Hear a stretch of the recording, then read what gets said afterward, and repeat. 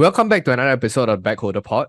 So I think for today, Kelvin has recently discovered a very interesting Reddit thread under Ask Singapore, and this is the title of the thread. What is your unpopular but positive opinion about Singapore? Kelvin?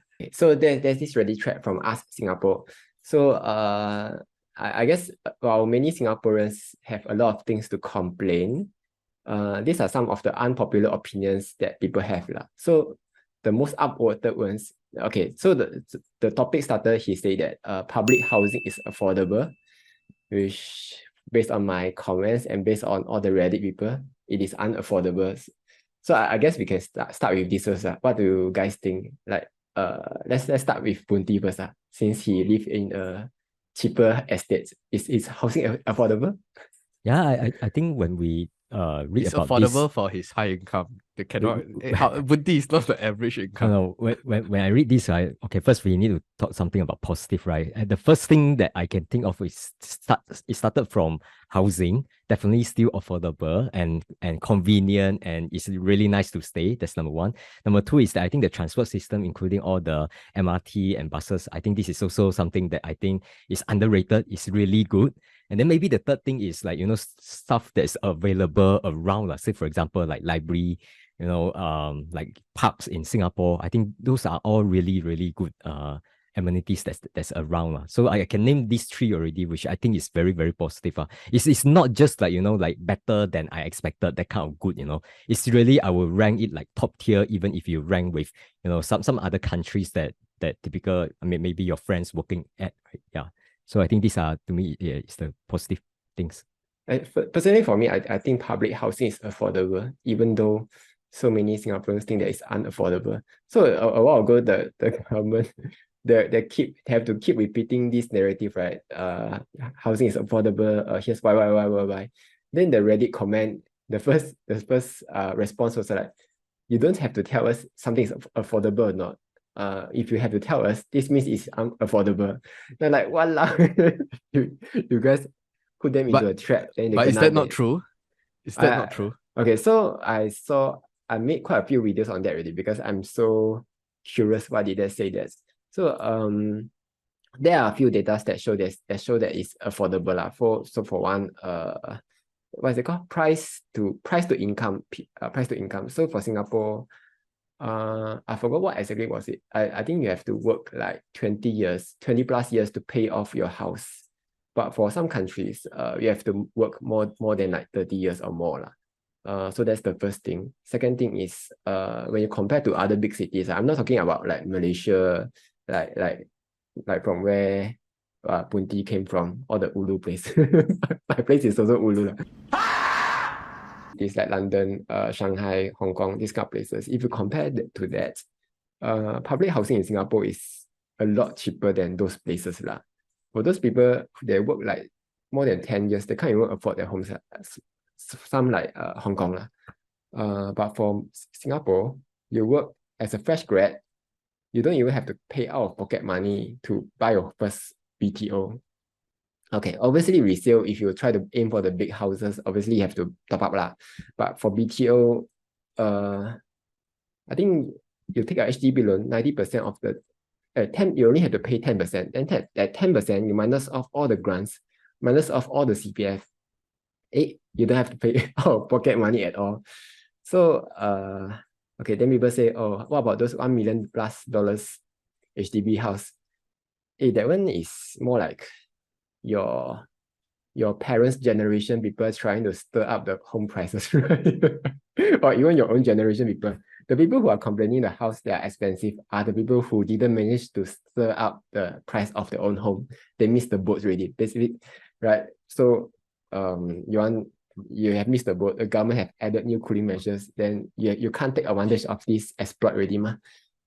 The people, I don't believe that people who will take advantage of this.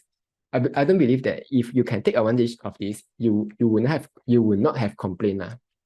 So it's more like the people who are just like jealous lah, a bit jealous envy of their parents or peers who have managed to done it. So that's my unpopular opinion lah. It's affordable lah, based on all the stats that I saw. Well, what about Chicken? Do you have any Unpopular opinion. There's another narrative that they've been pumping for the last decade before COVID happened. I don't know whether you guys know. I think the previous MOE Minister of Education, he was saying every school is a good school. To me, I do believe that every school is a good school, but there are definitely better. Some schools are better than others. It's the same as them talking about like in cabinet, right? There's everyone is equal, but then somebody that leads the one or something like. Sorry, that one script it away. But anyway, back to this idea of every school is a good school. I think likewise in the marketplace, right? There's a very high level of signaling effect. Meaning if you're ex-Meta, ex-Google in the tech industry, you have a certain premium. You command a certain premium because you manage to go through that gruesome interview. You are able to work at such a high-paced environment, and you are able to develop products and services that impact a lot of people compared to someone that is in a tech startup or somebody that is in a MNC and you're just a very small cog. But if you are ex-Google, ex-Meta, there's a very big signaling effect. I think similarly in the Singapore context at least, if you're in the top tier schools, like start with R1 or start with H1, usually there's a very high level of signaling to potential scholarship interviews or potential employers. And more importantly, for those that sit in high management, a lot of them are also in those kind of schools. So there are a lot of affinity, and you cannot deny that. Okay, you can tell me that, okay, maybe they don't really care, they look at your qualifications, but I still do feel that there's a certain level of affinity. I'm not lamenting that I was not from such top schools and then that's why I'm disadvantaged. I'm not blaming the system. I'm just saying that it's just a matter of fact that we have to agree on. That's the first point. And on the second point, I think the positive part is that even though Singapore, we also keep pounding on the table saying that we are meritocratic, right? I really do think we are because of the multiple streams, right? Like PSLE, then O-level, then A-level. At any one point in time where you can prove your worth, even though you're a late bloomer, you can still push yourself into the so-called elite system where you're in the top 20, top 30%. So they give you multiple checkpoints and then they allow you to grow and nurture your own way.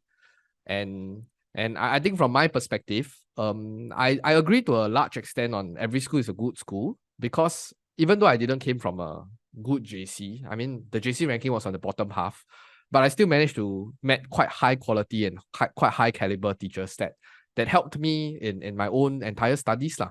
So just a fun fact, by the way, I think in my O-levels, I got C5 for English. C5 for English. Then I didn't know what I was thinking, so I decided to go into an arts or humanities stream in JC. And then through the 2 years, through very, very intensive training, I wouldn't call it training, just doing and constantly repeating and right? I think my English turned out quite well over the just 2 years of training. And it was really the high quality and high caliber teachers that guided me through, even though I wasn't from the R or the H school. But that's just my own experience from my own education system lah. But I think we still have to acknowledge that there is that bifurcation lah. Good schools is good school lah. Let's not like better schools are better schools. There is a level of signaling, and the people that you meet there are probably future ministers or future prime ministers of the country. So having them in your network definitely benefit you in some way or another. Let's not try to bury the fact and say, oh guys, no problem. Every school good, no, don't need to be scared of this kind of like future repercussions. Because I think that time I saw a speech from LKY from very early days in National Day Rally. Somebody was asking him, will we ever see a Prime Minister of Singapore from IT? So I'm not saying that being from IT is bad or whatever, but LKY's short answer is basically, you wouldn't want that in your government. And you make your own inference on what he means from his what. And we all know that LKY is usually very straightforward. But I think even from IT, there are a lot of success stories that went on to become lawyers and doctors as well. So let's not, like I said, the Singapore education system is very good to the extent where even though you are a very late bloomer, they still give you the chance to rise to the top in a way, to join the elite club as long as you're willing to work hard and you can pass in the meritocratic system of governance lah. So yeah, I don't know whether Kelvin wants to opine on our education system. It's good. It's good. It's okay. The thing that I don't like, okay, it's good to train workers to train workers to make you want to work, because like the whole exam system trains you to basically just regurgitate. I also don't know how to spell. Regurgitate whatever the teacher teach you in the exam. Eric also. Eric, that's how Eric thrives. But it doesn't teach you other stuff like finance stuff, this kind of stuff. It doesn't teach you how to be creative. Maybe it does. I haven't been following up the trend. But it just teaches you how to follow orders basically. So in short, that's why all of us are such good workers. Yeah, because we have been trained since young to do whatever the teacher say, whatever the boss says. Yeah, if you dare step out of it, the society will come after you. Not just your parents, the society will come after you. I quit my job, then people will say, you jobless, you become YouTuber, go get a life. So, but this is my life. So yeah, so Was that your the thing. experience that people Yeah. have been telling you to get a life and You YouTubing is not a go good find job? a real job, basically. Go find a real job. Maybe you have to show them your 1 month AdSense payslip. I think they will 吓死他们。No need to prove anything. Right. Yeah, so Eric, do you have any unpopular opinion about Singapore? My unpopular opinion is that NS is actually good. What? NS is actually you want to good. explain? Okay, so personally for me, right, I think that NS kind of for me, my personal experience is NS has shown me a side of society I most likely will not have encountered or will never encounter had I not been through NS. Yeah, because you meet all sorts of very colorful people in the NS. I'm pretty sure those watching this, right, if they have been through the NS in my era, I'm not sure about now, my era, there's very colorful people in the NS. I just relate one story to you. Last time, right, when I was NS, I'm those type of clerk before I became a combat medic. I was a clerk for about a year plus because I had some injury on my feet. And then so there was this guy, right? He go in and out of detention barracks.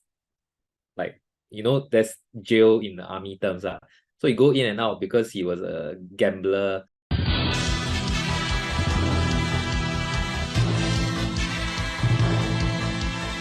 Like to borrow money, own loan shark and all these things. So there was once he come out of the detention barracks. We thought like, okay, this new guy, never seen him before. But the Encik know who is he. Like he's like the incorrigible guy. Then so over time, right, he started to borrow money from everybody. And then he always has some he always cook up some elaborate scheme to kind of 骗钱from everyone. So there was this time I was on duty. I was in charge of all the keys, right? So he basically took the key and hide it in a pile of clothes in the changing room. So I was frantic. I couldn't find the key. Like, oh, what happened to the key? Then he just happened to walk past and say, hey, well, what happened? Oh, then he helped me look. Then he just happened to flip the pile of clothes. Then the key flew out. Then I said, nah, here's the key, lor. Then I was like, wow, thank you so much there. Then I look at him like he's my savior. Then the next day, right, he sat at the staircase there and he looked very pensive. Then I was like, bro, what's wrong, man, bro? I was still very grateful for his help yesterday. Then he looked at me like, his 眼睛 literally 水汪汪 I don't know how to put it in. He looked at me like those kind of lost puppy look. Then he said, my wife stuck at the immigration. Cannot come in because of some admin fee she had to pay. Then I said, oh, how much is it, bro? He said, wow, cannot, very expensive. I cannot tell you. Paiseh, too paiseh. Then eventually he did tell me, which is the amount is like all my savings. Like my savings wasn't much, like it was about 200. Because I was NSF, I just started. So I save up $200 in my, piggy bank at home. They say, oh, that 200 will be great. Bro, can you just pass it to me and make sure you don't show the rest? Later they think paiseh. Then after that, he went to my place and then I passed the thing to him. I kept it in a kind of a brochure or booklet. so that the other NS guys who also lend him thousands of dollars, they don't see it. And then the next day, right, after I lent him the thing, the Encik line all of us up, morning parade. They say, how many of you lend this money? Then all of us were like, that's me. Then he say like, this went back to DB. So all of us like, oh, okay. So that was one of my very interesting experience. There's a lot more where that came from, but I think there's just a lot of these kind of people kind of shape a little bit like how I view society. Like there's all kinds of people lah. It's not just people who wants to do well in school, like Chiking want to improve his English or whatnot. I There are didn't do people- well, but Okay. yeah, okay. So well enough to graduate from NTU lah. So anyway, yeah, I think NS is a very good melting pot to let us see all the different levels of society, to let us see that it's not all like everyone is very kind and nice. There are very sinister character around, the people who will hatch an elaborate plot just to 骗 your 钱. So luckily at that time I didn't really have a lot of money. It's like quite poor. So the most he swindled me is like $200. But that is like a lesson I keep with me for life because we try not to see things at too surface level. You know this stuck at immigration thing? It's basically the scams nowadays. So he actually foreshadowed how they're gonna swindle people. A lot of your packages are also stuck at immigration. And then they ask you to pay an admin fee. This guy was a lot earlier in his times. He's ahead of his time. Yeah. Then Eric, I think then the discussion on NS, right, is that I also acknowledge the benefits and the different touch points for basically a common ground for all Singaporean guys to come together. But is 2 years a little bit too long if that's your sole benefit that you're looking at? I think 1 year, 1.5 years also achieved that similar outcome, right? I think that nowadays if you pass your IPPT, right, it's about 1 year, 10 months. And I think basically to do anything significant, like certain trainings you do take a long time. Like for example, officer or spec training. Spec training is like 10 weeks. Some specialized spec, I think maybe take a bit longer, not sure. Officer training takes about 10 months, something like that. So they do have quite a lot of things they need to complete. Then if you like turn it into a 1 year NS, right? Basically the officer finish his course, he finish already, ORD already. But for normal guys that don't have training, same thing. If let's say you let the normal guys 1 year finish, right? Then by the time the officer come out, the same batch one already finished it. Then he'll be like, what? but usually I think that's how they differentiate, right? I think even for reservists, officers need to serve a much longer time, right? I think reservist is probably a different ball game from NSF lah. Reservist is the officer kind of say that, oh, he's willing to do an extra 10 years because he's an officer. That one is they are more committed lah. They volunteer to go another 10 years. But if you're talking about NSF, right? I think it's a very slippery slope. If you start going like already we went from 2.5 to 2 years, 4 months to 1 year, 10 months. So if you're a fit guy, right? 1 year, 10 months is, I think it's not really that short a time. Not that long a time, sorry. And if you go even shorter than that, I think the experience will be too short lah. Too short. Like for example, 1 year, right? A bit too short. With all the public holidays, everything, it may not actually, certain things you can't go below a certain time frame lah. Like then it becomes not meaningful already. Your training takes the certain amount of time. Your interaction with your platoon takes a certain amount of time to gel together, to operate as a unit, to go for overseas trips, and all these things. It takes a bit of time. So I see 1 year, 10 months is like an okay time frame. I do acknowledge that yes, it takes up quite a fair bit of your young adult life. I do acknowledge that, but there's also benefits to it lah. That's why it's unpopular opinion lah. Most people want to see like 1 year or even lesser. I think Malaysia is trying to bring back the NS, right? If I'm not wrong. I saw the news recently. Not aware. The first one failed so hard, yeah. It'll be a futile attempt lah. It's like once you let it go, Yeah. you can't bring it back up. Very I hard think to bring Taiwan also wanted to bring it back out, but they shorten it and then now they want to extend it. They can't extend really. Kelvin, you found your thing already? Okay, so basically my unpopular opinion was that even though the Singapore government is raising prices, not was, they are still raising prices. I still believe they are good government lah. So if you check like SP Group's net profit after tax, this last year, so for the last year, their profit was like $1 billion. You know that? So before that was like 800 million. Prior to that was like 800 million. So why is SP Group still raising prices even though they are earning so much money? Same for SMRT. They are not earning so much. Last year was earning $42 million. Same for PUB isn't making so much money but still in the millions lah. So is the government greedy? What about the GST thing? Are they greedy? This kind of stuff. So basically for companies, for the government, if you compare, to know whether government is good or not, you just have to compare to something else lah. It's a relative thing lah. Compare, let's say I compare to like even for Malaysia, if you throw us into Malaysia, things will not get done as fast.